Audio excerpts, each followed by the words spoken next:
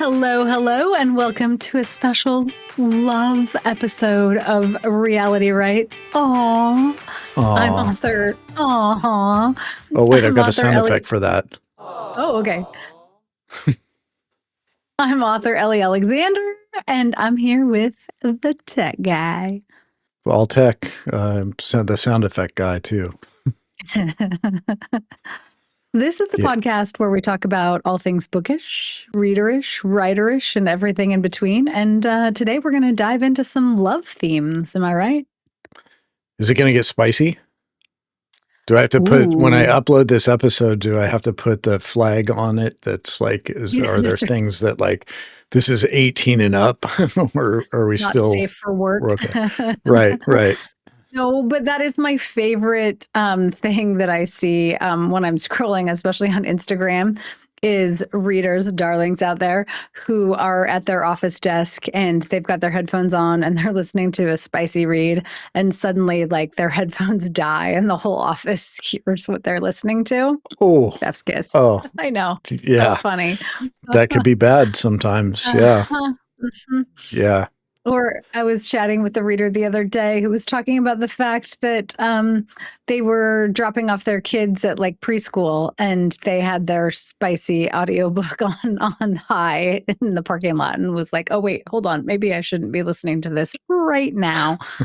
But no, I'm pretty mild on the spice because I came from the cozy world. But we'll talk about that too, right? And the differences. Right. Totally. Okay, cool. Well, first up, I just want to mention again that,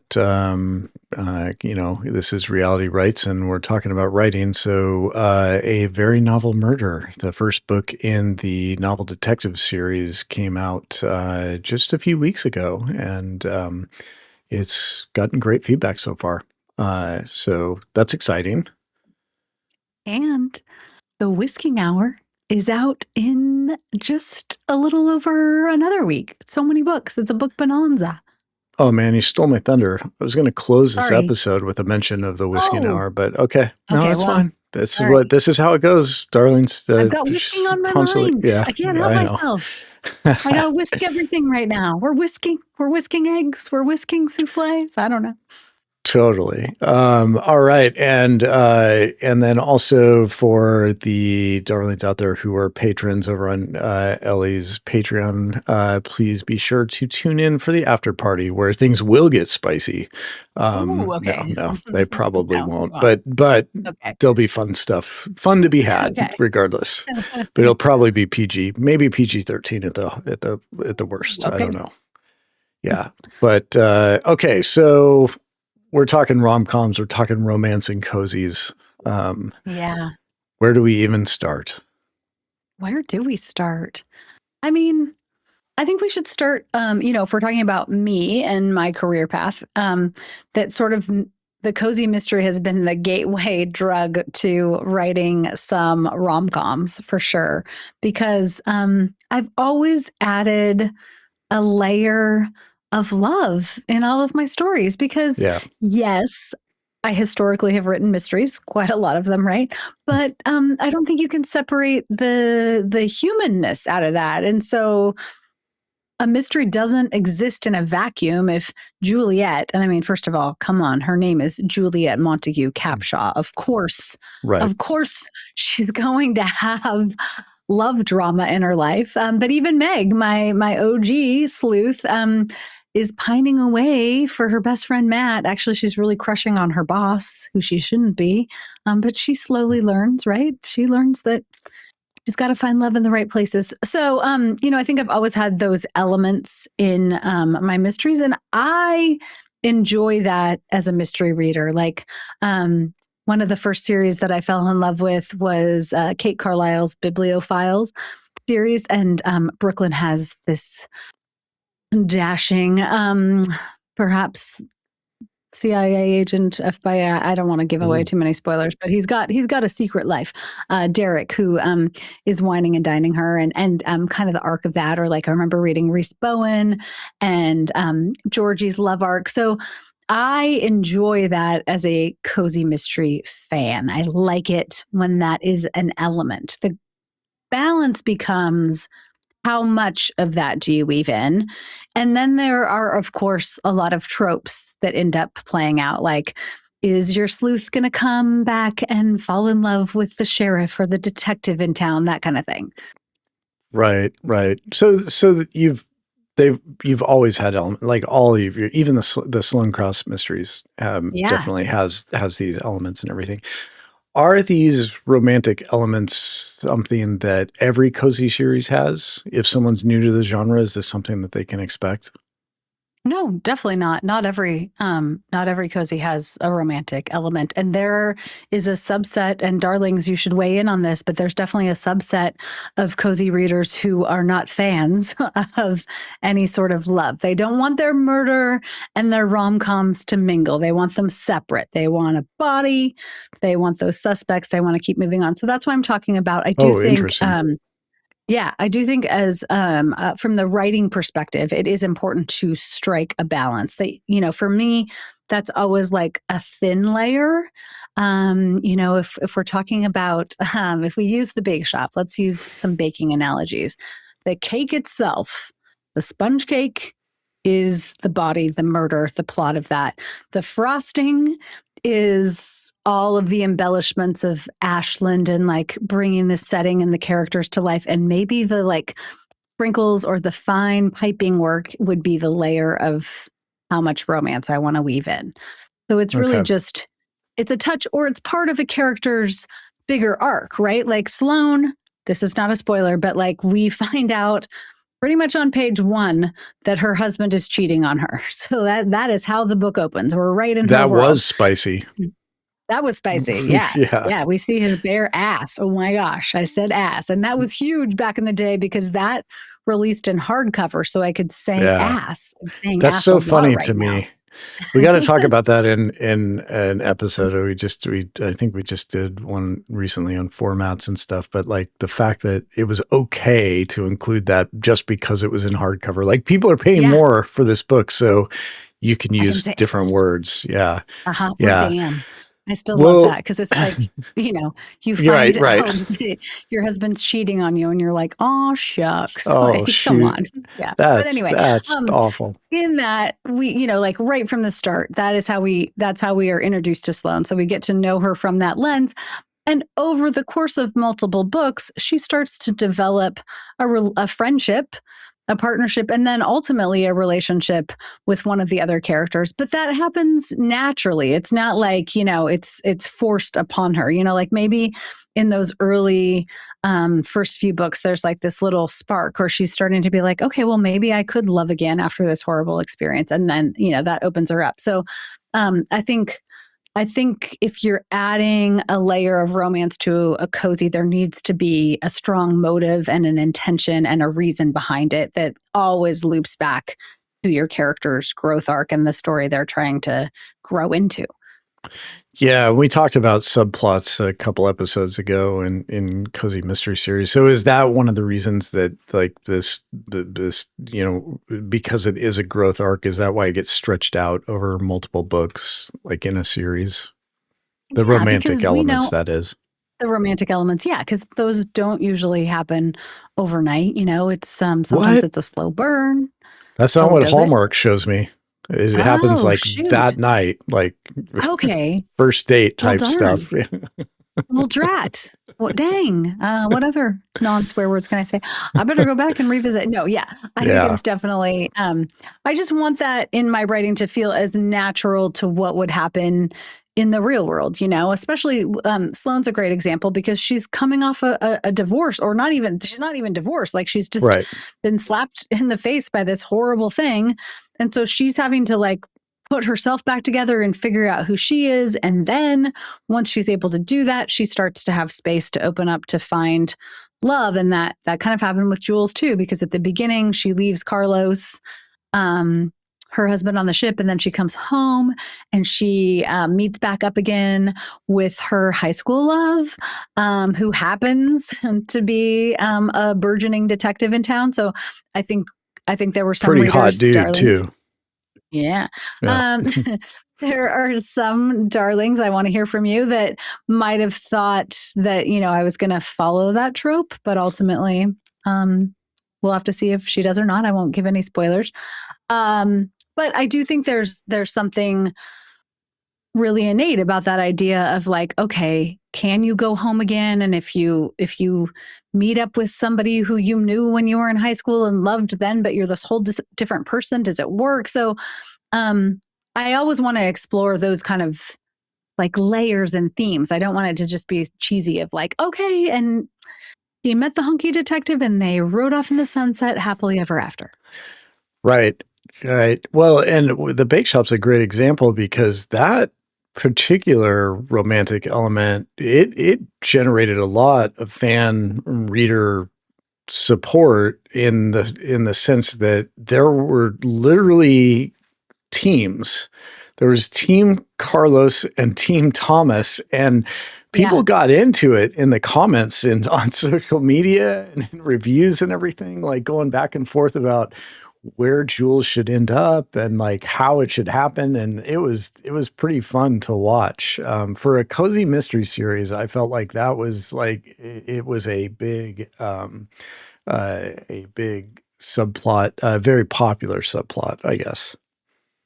No, that was so fun. I distinctly remember when we had the launch party for A Crime of Passion Fruit, and a whole crew of darlings showed up in their Team Thomas and then their Team Carlos shirts. And I Yes. didn't know that was going to happen. And it was so cool to be like, oh my gosh, I wasn't, I hadn't set out to write that kind of love triangle initially. That hadn't been my intention at all. I thought I knew exactly what was going to happen in book one. And Carlos didn't get very developed for that reason for a couple books, because I really initially thought he was going to be a toss away character. And then as I got deeper into the story and I got to know Jules more, and also freaking Carlos, who every time I was writing, and we've talked a lot about the fact that I do some pretty extensive outlines before I start writing. So I know where the story was going, but every other day I'd be down in my office and it's like, Julieta. Da, da, da, da. I'm like, no, you're not in this Mm. scene. Get out. No. So sometimes, like, I don't know, that creative force just kind of leads you somewhere else, which I think is great. And I think it's one of the reasons as a writer, you can plot so much, but then you also have to stay open to see where the story's going to take you to. Yeah, for the darlings out there, that was a super fun time for me as the tech guy, husband of the author, to have this like super hot, fictitious Spanish hunk talking I to know. my wife every day. That was fun, Yeah. super fun. Yeah. I know. And you'd be like, where's Carlos from? I don't know. I really Right. don't. I legit. But yeah, sorry. Super fun. Yep. Yeah. Happy Valentine's Um, Day. be curious to see if it would be okay if it had happened the other way around, but whatever. Oh, no We chance. No, you'd digress. be dead. Yeah. Okay, so you've got all this experience writing these romantic elements and subplots throughout multiple series, really, but definitely with just even with just the bake shop, that's like a lot of experience there. And then last year, one of your publishers was like, "Hey, you know what? We'd like you to write a rom com. Yeah. Actually, we'd like you to write two rom coms." And Yeah. what was your reaction? Like, what walk the darlings through like what you were like? Wait, I write cozy mysteries. No, okay. So that's not entirely how it happened, though. I had already written one of the rom-coms and it was sitting Good point. in, Good point. yes. So like I had already dipped a toe into writing a rom-com, but I hadn't done anything with it. I'd written like a second draft of a rom-com. And it had been sitting in a closet since COVID. And when I was chatting with my editor, she was asking like, "What else do I have? Like, what I might want to write in the next few years?" And I tossed that out, and she was like, "Yes, that." And then Mm. um, they were going to republish Meg, and so I was like, "Hey, it would be so fun to bring Meg back again, like 10 or 15 years later. Let's see how she's grown."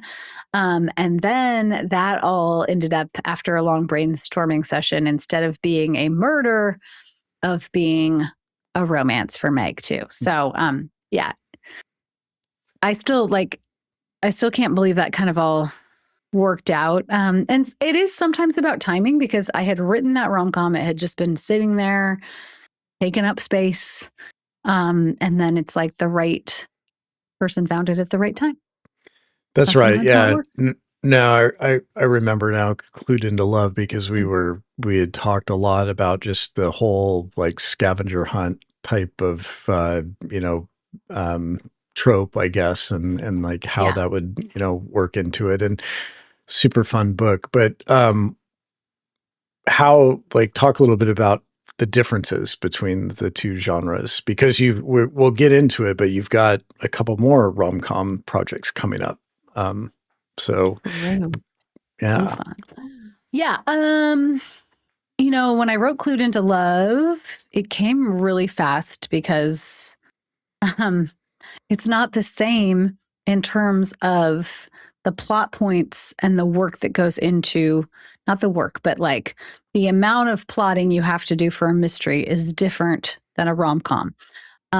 We talked about this on an earlier episode, I think, at length. But just to sort of recap for any darlings who might have missed that one, with a mystery, you need a body and suspects and a sleuth and this whole other world of the supporting cast of characters. I don't know if I said a victim. You need a victim. And then Yeah. everything is right. You need a body.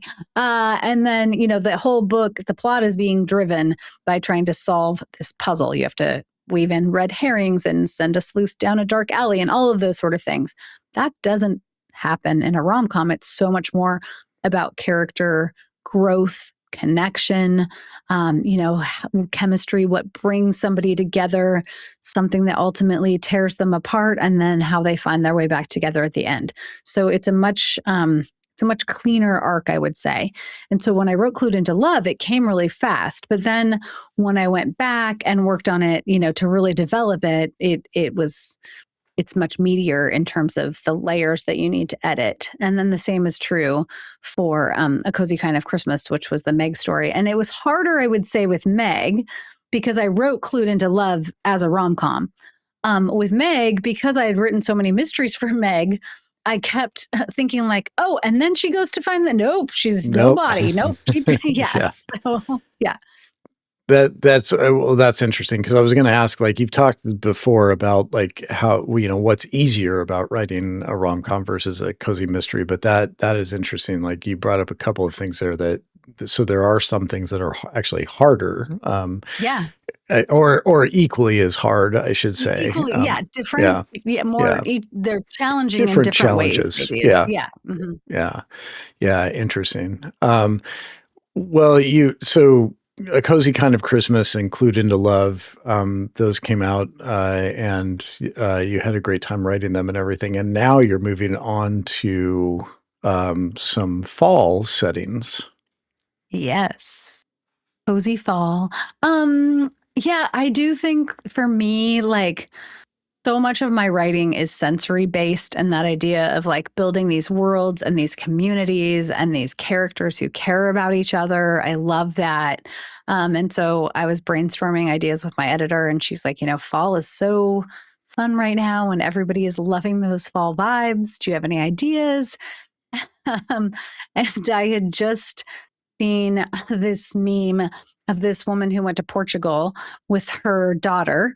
And in Portugal, she comes back and all of her footage from the trip is like her toe, or you see like, the beautiful scenery of I don't remember if it was Portugal. I think it was Portugal though. The beautiful scenery behind her, but instead of seeing the scenery, it's just like a dump truck that is coming by. Like clearly her photo taking skills were not phenomenal.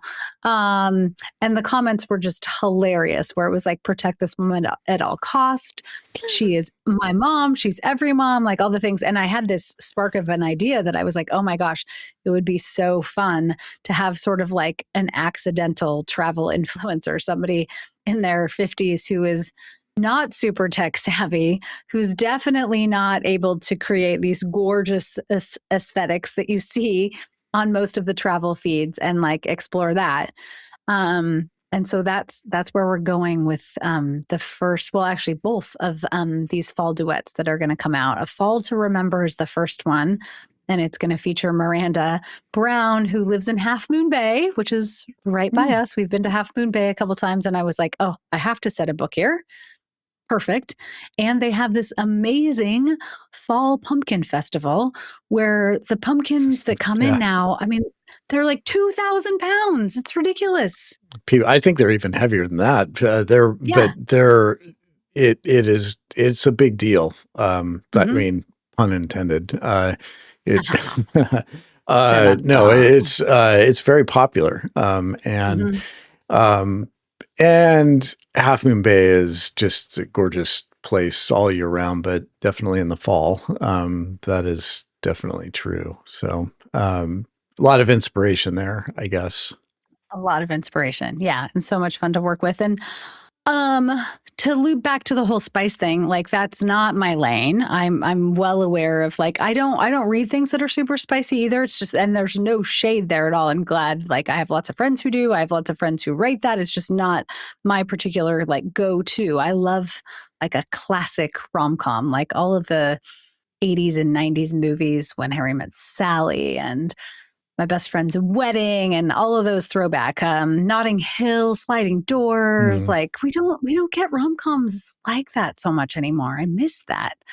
But what I do know that I tend to lean into more is like female connection and friendship. So, in everything that I've written, which is only two out and two more to come so far, but everything that I've written in this world, it's multiple points of view, and it's that idea of like multiple storylines that intersect. So maybe you have a woman that's retired, and then you have a 20 something, and I love writing from multiple perspectives and seeing those stories weave together. So for me the focus is as much on female friendship and points of connection as it is romance. The romance is almost secondary, dare I say. I mean, they are true rom-coms, but it's you're going to get not like a lot of no spicy bedroom scenes at all.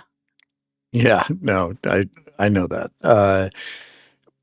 Talk a little bit about like I mean, obviously a totally different genre. You talked about some of the differences between the two cozy mystery and rom-com, and then some of the similarities. But like, how have you written these books and rolled them out, and kept your longtime cozy mystery reading audience engaged and interested? Yeah. How much crossover is there? I don't know is the truth to that answer because I'm so new to writing these. And I can't fathom never writing mysteries. Like I love writing mysteries. It's just in my blood now. But it's also fun at this stage of my career to do something that is challenging too, and like shaking me out of that box a little bit. I think my mysteries are better for writing the rom-coms too because it's teaching me new things. And then as far as audience crossover, it's interesting because I think there is some crossover, but then there's a lot that doesn't cross over. And there are brand new readers now who have discovered me only because of the two rom-coms, and they had no idea that I have this backlist of mysteries. And then I've had some cozy mystery darlings out there who read a rom-com for the first time and are like, I don't usually, Ellie, but I'll try it for you, which is so sweet. And you don't have to either. Like, I totally appreciate it. And it's okay if you want a body. I get it. Totally. Yeah. Yeah, the body would be the key missing piece, I guess. But you get a bit of both with the cozy mysteries. So, um, Yeah. yeah, yeah. What has been your favorite part about writing the rom-coms versus writing the Ooh. cozy mysteries? Ooh, that's a good question. I And it doesn't have love, to be just one. If you've got multiple, you can give people a bonus reason too. yeah, I love the sort of the atmosphere that it creates. Like, right now, I have the When Harry Met Sally playlist going for this particular rom com because that's Miranda's like go to for fall. And so for right now, it's like all the fall vibes. We're basically in summer here in California, even though it's February. Um, but I'm like soaking up like all the goldenrod and orange tones, and there's so much sensory scene setting you get to do. And what's really so fascinating from a writing perspective that's completely different than anything else I've ever experienced with writing mysteries, again because they're so plot driven and I have a clear sense of like the points that I need to hit in terms of all of the suspects and what they're going to reveal, is that with the rom-com, every day that I sit down, like I know that like, you know, the couples are going to meet at the beginning. They're going to have this spark. Something's going to tear them apart. And then at the end, they're going to meet together. But like everything in between is just totally unknown. So every day when I sit down or stand up to write, I'm surprised. And it's been scary a little bit too, which I think is the good part about pushing yourself, and taking myself out of my comfort zone, because I'll be like, oh no, like, what is going to happen next? Like I left off on chapter 23 yesterday, and what's going to happen in 24? Like they were at this like fall harvest fest bonfire. So like what's happening the next morning? So but then magically as I get into the story and I start writing, of course, like okay, now the next thing happens and the next thing. So it's more discovery based, maybe is Hmm. how I would describe it. Yeah. Yeah. It's interesting.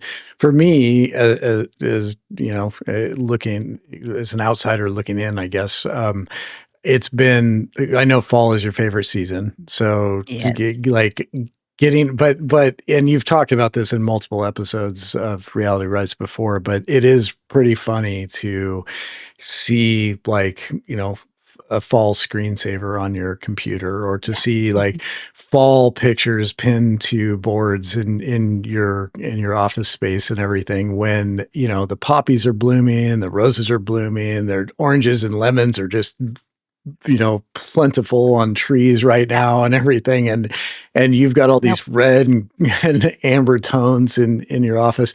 And the same was true for the holiday rom-coms, because you were writing those much earlier in the year. And it was hilarious. Mhm. I'd be walking by and I'd hear like Christmas tunes playing while you were in Yeah. writing. I was like, it just, seeing stuff like that and hearing things like that out of season are kind of par for the course in this household.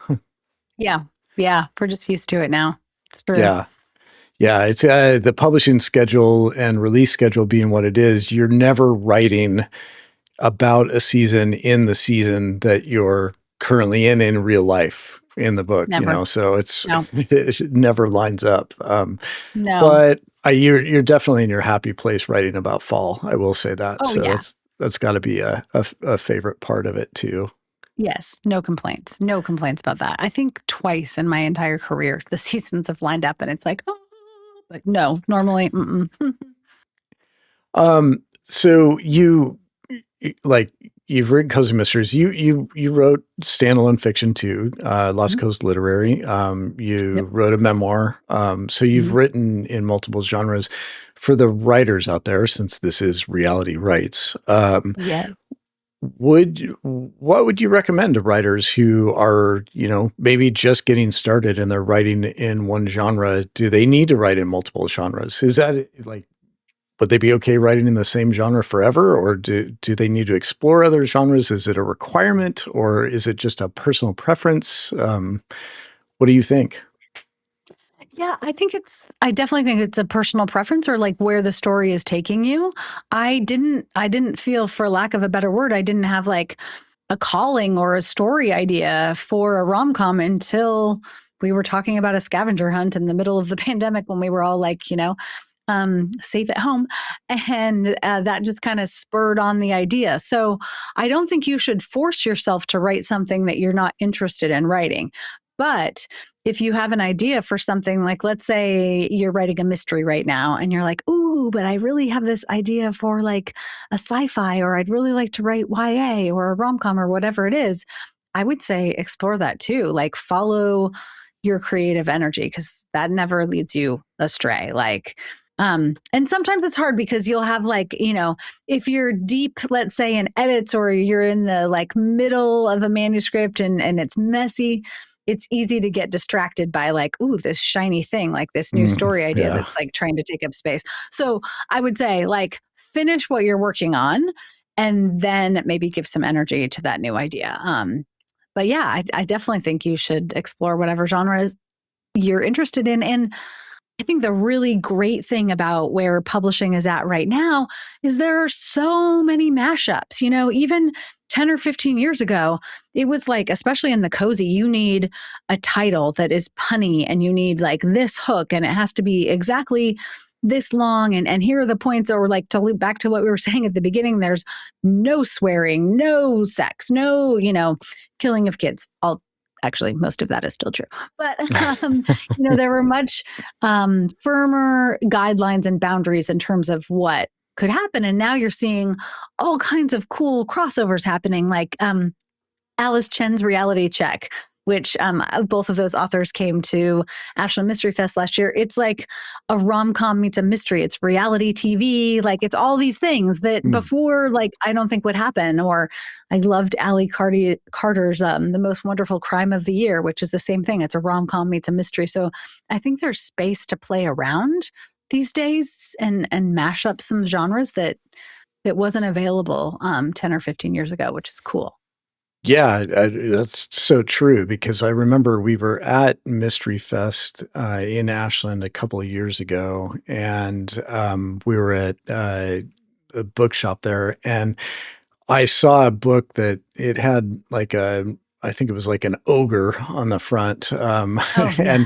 and I was like, oh, cool, and you're like, that's a Ooh. romance, and I was like, Yeah. what? Like, no, and you're like, yeah, Yeah. it's what did you call it? It was like fantasy romance, but it had like there was like a mashup name, I Romantasy. think. Romantasy. Yes, Yes. Romantasy. And Yeah. I was like, that is so cool that Yeah. because I'm sure there's an audience for that. And as it stands, that particular series, which I don't remember the name of, Yeah. is is still wildly popular. So Totally. that's really fun. Mashups can be super fun, so Mhm. it's good to see. More books for everyone. Yes. That's awesome. All right. Well, before we wrap up, any last thoughts on rom-coms and cozy mysteries? Ramosi mysteries? I don't know. Ooh, I can't. Ramoses. Oh, we could start something. Oh, what do we Yeah. think, darling? Ramoses. Yeah. No, but just sending all of you the Valentine's love. Thanks for all the book love that we get. It's the absolute best. Yeah, definitely. We are very appreciative. And speaking of feedback, the last episode we did talk about reader feedback, and we got a lot of feedback after that episode. So thank you for that. That was great. Didn't get a lot of hate in the comments, which I I I'm had shocked. specifically asked for feedback, so Shocked. that was yeah, it was great. No, but thank you. Really appreciate all the listeners, all the darlings out there. Next up, tune in next time. We are going to be talking about the Whisking Hour, book Oh, 22, right? In the 22. Bakeshop mystery Mhm. series. It is Mhm. coming out February 24th. Mhm. And we're going to be talking about the book, spoiler free, of course, and a lot of just Bake Shop mystery series fun. Some other things are coming in the series that Yes. might mention during that episode. And so longtime fans of the series and anyone new to it should have a good time. And so look for that in the next episode. So that is all we have for this episode of Reality Rights. I would like to know from the darlings out there, like, what are your favorite rom-com series or rom-com standalones? I guess maybe they aren't series. That would have been a good question, but Next time. next time. Or favorite romantic storylines in a cozy mystery Ooh. series. That Okay. I would like to know too. I'd like to hear about that in the comments. And as always, patrons, head on over to Patreon for the after party where things are going to get spicy. Ooh, all right. Well, on that note, till next time. Until next time.